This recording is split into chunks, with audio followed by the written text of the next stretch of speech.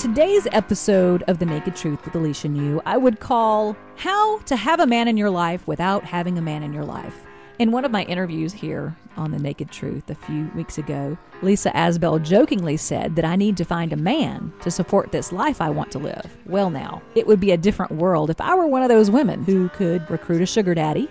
As a mom who usually has a career and a half going, I just haven't had the time to invest in the possibility of finding a really good man like I would enjoy doing. But her comment led me to start thinking, what is the support that a man or husband would bring to my life in an ideal world? Well, as I started going through the list, I started thinking of things like emotional support, comfort, added financial support, physical help with household chores, spiritual enrichment would be another one, intimacy, helping to run the kids around. Let's start with emotional support. I think one of the main differences in the emotional support that girlfriends give and that of a man is the problem-solving aspect. Women tend to support and empathize and hug and comfort, while a man usually goes straight into fix-it mode. He's usually looking for a solution. So at the very least, I think I need to start thinking like a man on that front. I need to become my own Mr. Fix-It. So the next thing I thought of was comfort. I'm pretty good on this front. I'm a thumbsucker after all. I was a self-soother from way back.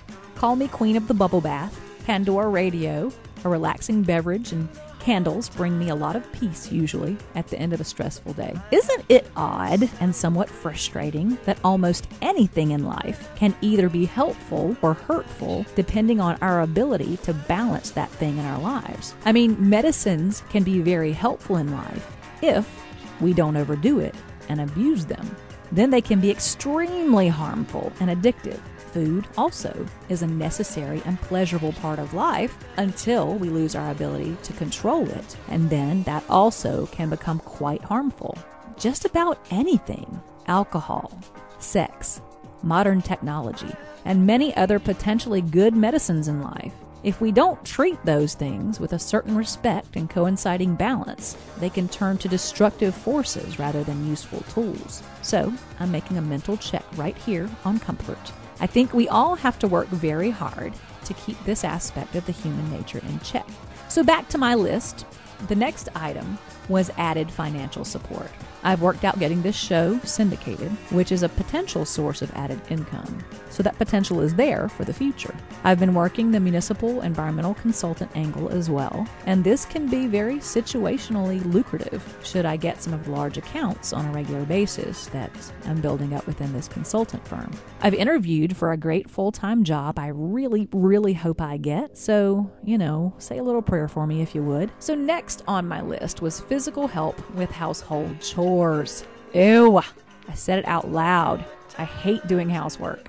But I do have two perfectly eligible candidates for child labor who live within my realm of domination. I call my children my little slaves sometimes, but only because it's such a stinking joke. But I may try to get organized and enforce child labor within my home. Next on my list is spiritual enrichment. Well, this one can be of particular frustration because I'm a strange little spiritual bird at times, in case you haven't noticed.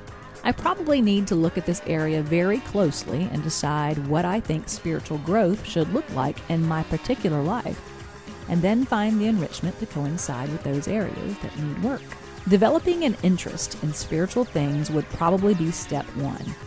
I mean, my Christian faith is particularly involved in helping others, and I love that part.